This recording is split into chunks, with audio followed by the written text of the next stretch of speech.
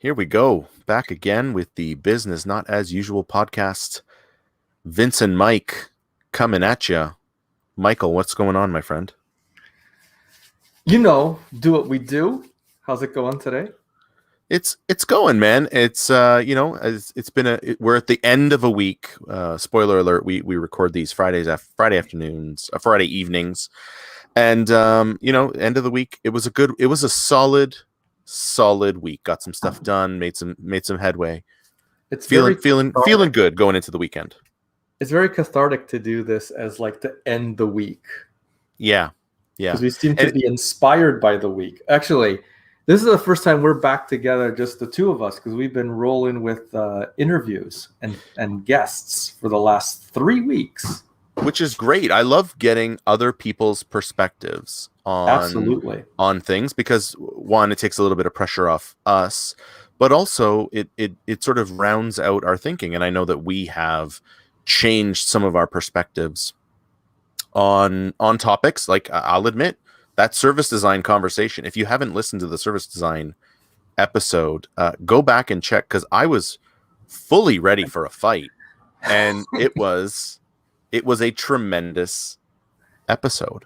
But yeah, it's just the two of us today, and we are talking about something that we have sort of talked about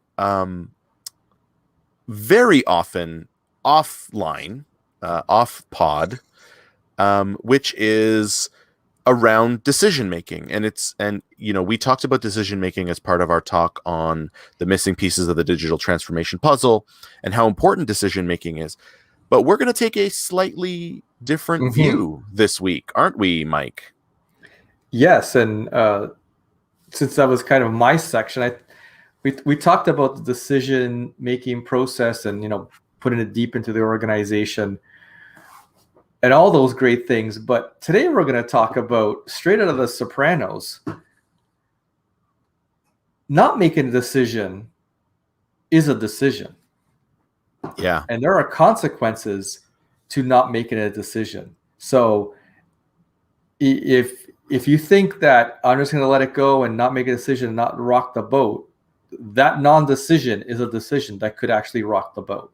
Yeah. Or cause further consequence.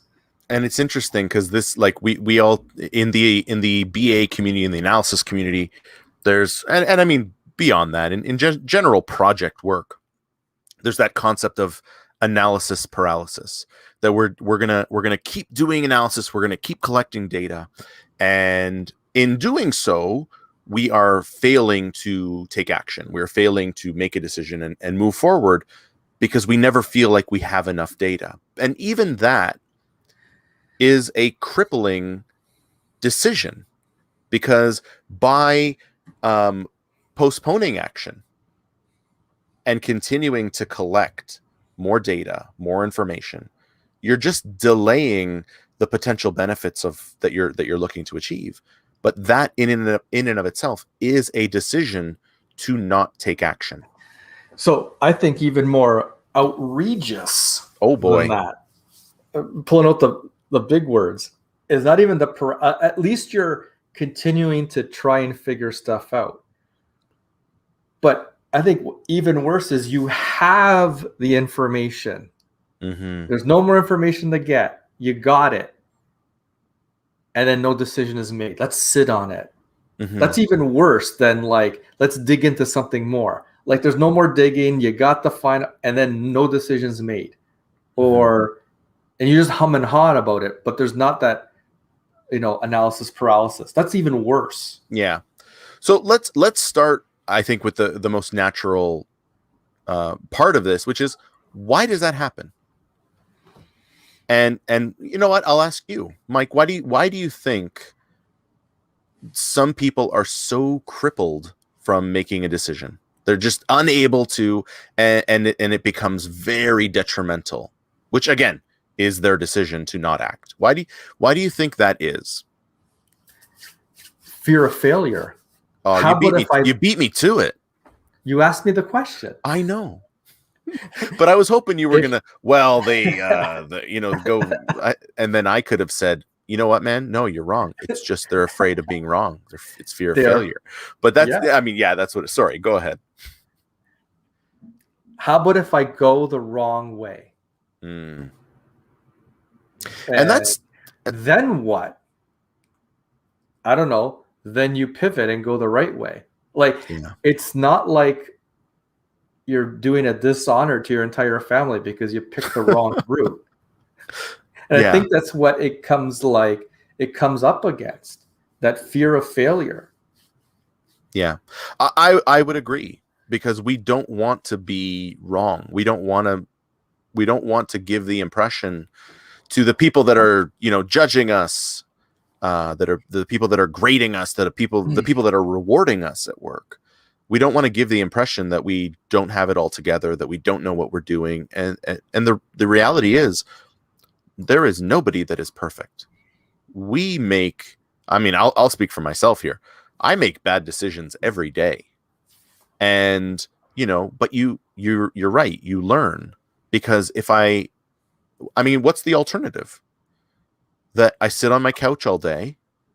I don't turn on my computer because, maybe it's going to explode, and that would be bad. Like, it's just what is the alternative? And so you can't just delay making a decision for fear of being wrong, because that alternative of not making a decision means you're definitely going to be wrong. I also think people think that if we just keep going the way we have and I don't have to make a decision, it's okay because it's been working out. It's been working out this way so far. So a non-decision, not making a decision, is just stay in this path. So it's okay. But the whole reason you thought about maybe changing the path is there's something going wrong. Mm-hmm. And so the not making a decision and going down this path could have the equal consequence of you actually making a decision and maybe getting it wrong. Mm-hmm. So you still got it wrong, which is funny. People will be okay to not make a decision and that's the safe route, but it's not actually the safe path, because you could get it could be just as wrong as the decision that you made. Yeah. It's funny. I'm gonna get Six Sigma nerd for a second here and talk about statistical significance. We use the concept of p-value or probability, and it Six Sigma, every project I've ever run, and there's some people that don't use this, they use a different metric, but I use a p-value of 0.05, which means nothing probably to you, Mike, but it means I'm willing to accept a 5% probability of being wrong. Oh yes, I remember this. You've taken my course. Yes. You have a 5% probability of being wrong, which means for those that are mathematically astute, I have a 95% probability of being right. But I think back to some of the projects that I've worked on, earlier in my career, where you go and have this discussion, and some people, by the way, use 90% confidence and like whatever. And going and having this conversation, okay, so we're going to make decisions with 95% confidence. Not enough. Need more. That's even worse. Well, 95% confidence. How much do you need? I need 100% confidence. There's no such thing. Well, you're never going to have 100% confidence. And this is the problem. And then sometimes I get to ask my follow-up question, which is, well, what level of confidence are you making your decisions today? Because they're not. A lot of their decisions are based on gut feel and that, experience and intuition. But that means it's a guess. You've just been lucky so far.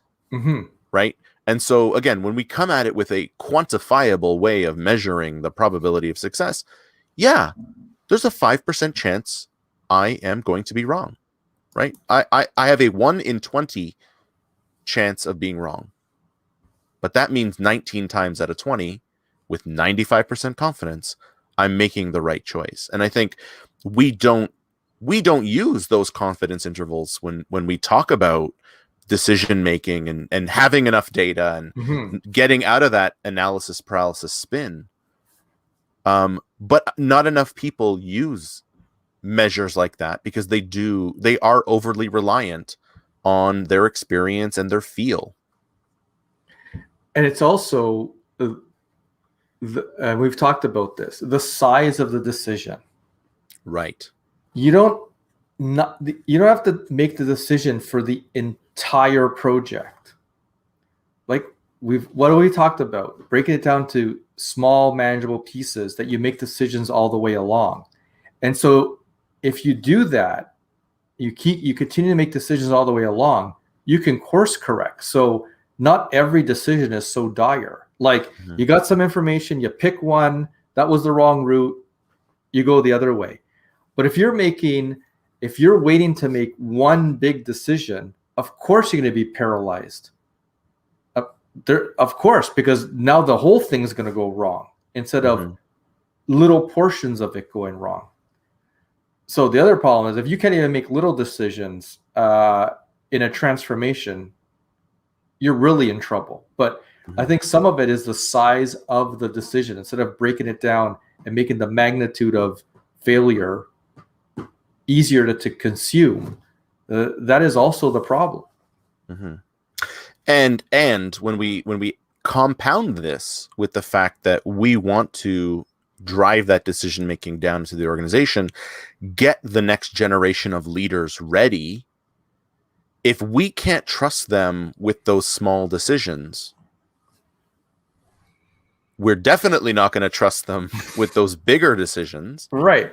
But we're also not getting them ready to make decisions with any certainty. And again, you're not going to have 100% certainty, but you're almost making it acceptable to just, to just to do nothing. You're making it okay to do nothing. And you're not getting them ready for the consequence of making a wrong decision. Right. And then we did talk about this at our talk, but then being able to actually to pivot out of a bad decision is actually a skill. It's actually something that you need to learn. Absolutely. But if you're always going for the right answer, which you're never going to get, and then when you come across the wrong answer or the wrong decision, you have no skill to then pivot, because there's lots of work that goes into pivoting and finding out what the problem was and then going in the new direction. And if you can't do that, you're never going to iterate to the new world that you want to go to, and you're never going to have the competency built in your next level of leaders, your next gen leaders, to be able to do that. Right. I think you touched on something interesting there, that you don't have the ability to pivot, to redirect, to take a step in another direction. Because I mean, it's about momentum in some cases. Like you don't want to necessarily stop and do nothing. But you pivot, right? If you're walking and you start walking towards a cliff, you don't have to turn all the way around. You just redirect and go in a slightly, hopefully you go in a slightly different direction. But that then leads to the next interesting thing, which is, how do you see those problems before they happen? Which is another skill that's really important. So, we're making decisions to act, but as you're observing, and I've gotten actually pretty good at this in my career, is seeing, that Gretzky quote, the good hockey players play where the puck is, great players play where the puck is going to be. Yes. Like, how do you then position yourself to see what is coming, so that you can be ready when trouble does hit and you can pivot much more quickly? So, and I think that's interesting. What does that look like? It's almost like playing chess. Like you're anticipating the different moves that are going to happen, so that you can almost see into the future of, okay, well, we've got a team. There's no, nobody there is experienced in workshop facilitation, and workshops are important because out of that, we're going to be building this new system or this new product. Well, I mean, it doesn't take a genius to know that, well, if you don't have the workshops, you're not going to get the requirements. If you don't have the requirements, you're not going to build the right product. If you don't build the right product, you're not going to actually address a pain point. And so seeing that in advance and not just going with, well, no, we're going to do workshops, it'll be fine. But seeing it in advance and knowing that, listen, once we start down this road, we're going to need to take corrective action at some point. Better to do it early. You brought up something. Oh boy. Hope. Hope. If we just ride this out, I hope, the hope is we can just ride it out. And I don't even have to make the decision. So that's another, the no decision is actually decision is, let's see if I can, how far can I ride this without needing to make a decision? And then it's all good. And then see, it blew over. That's sweet. Yeah. And so your point about if you don't do the da-da-da-da, but maybe something comes in the way of not doing that. So you're like, whew, good thing I have to make that decision.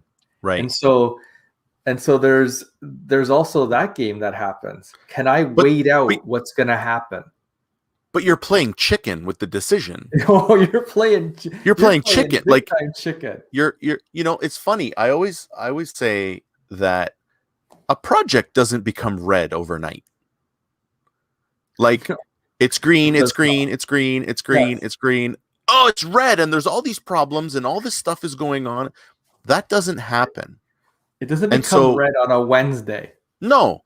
And so, I mean, okay, sorry. By and large, it is possible that, a tsunami strikes and like I'm talking like general, normal sort of situation.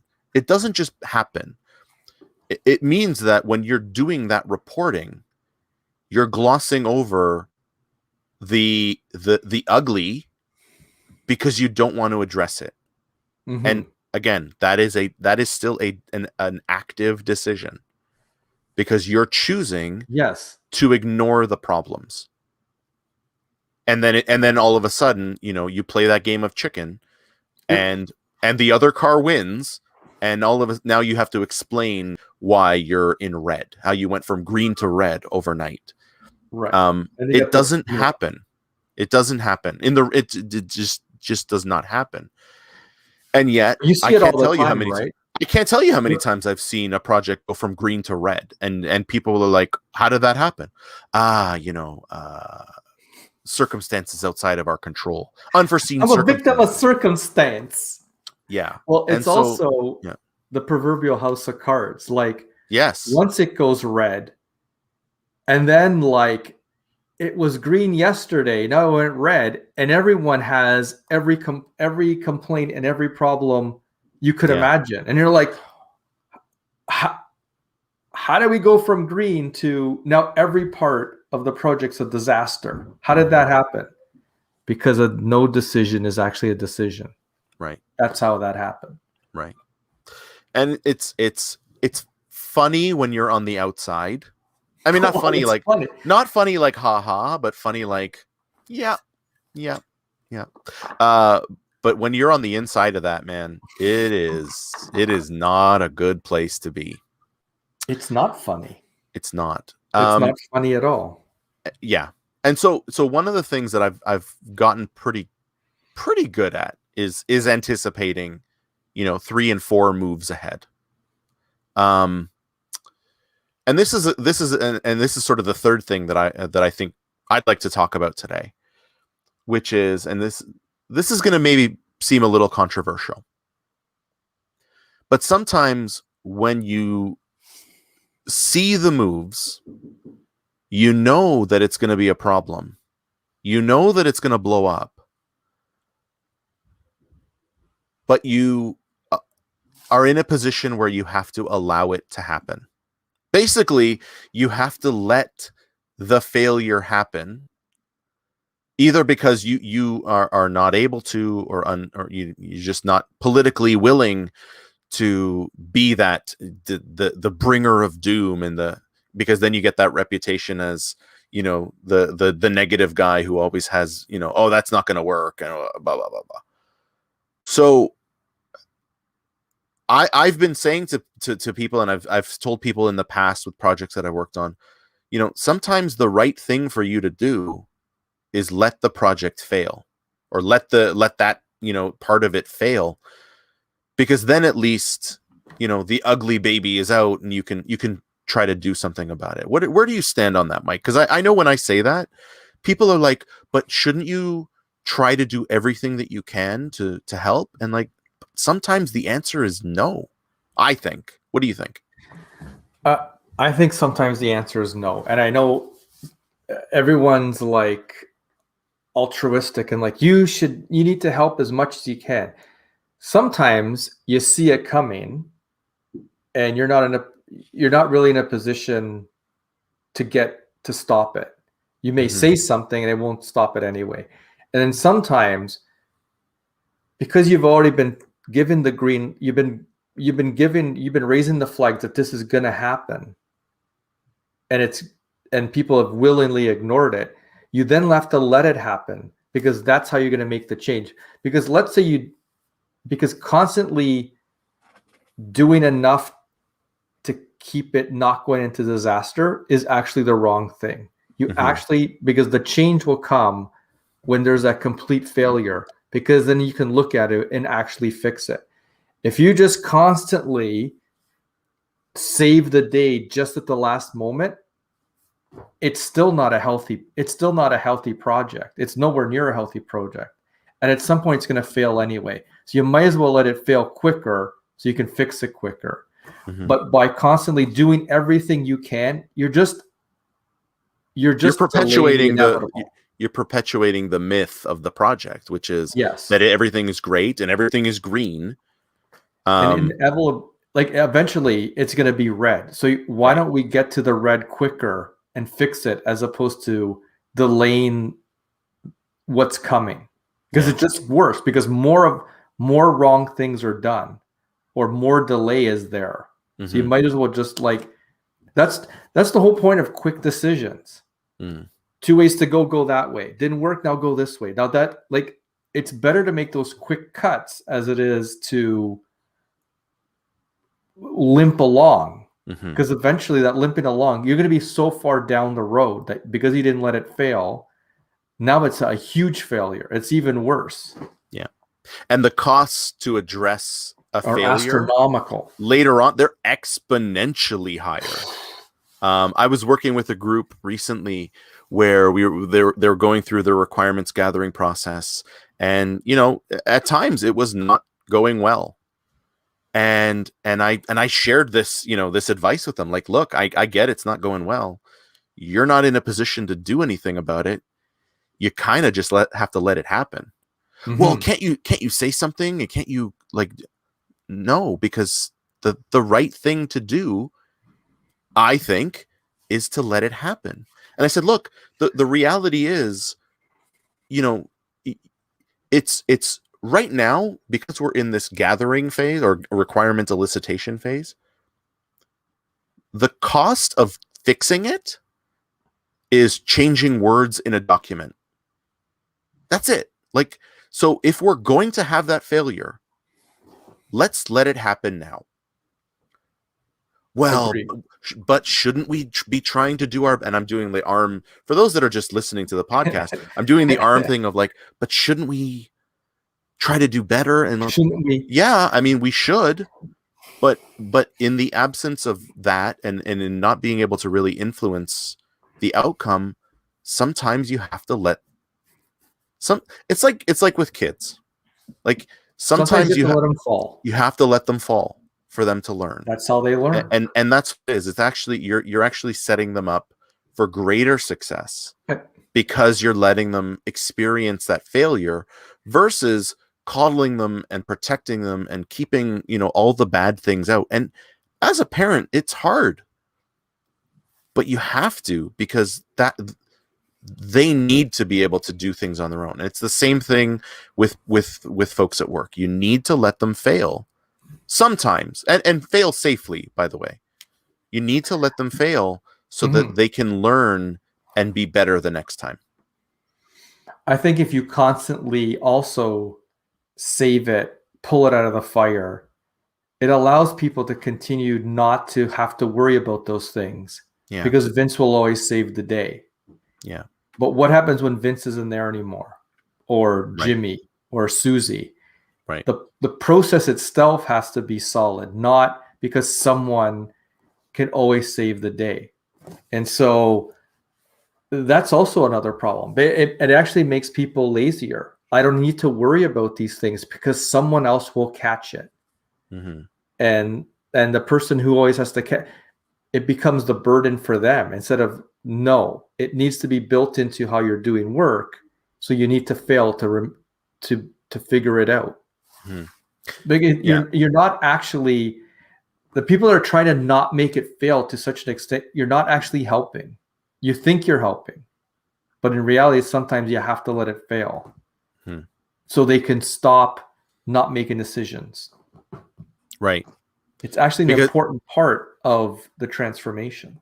And of being, and just general being a leader. Like that's your role, is to make decisions. And if you don't make decisions or you refuse to, first of all, that is your choice and that is your decision, but then someone else will make the choice. And then you have to live with what their choice is. And you know what the old saying?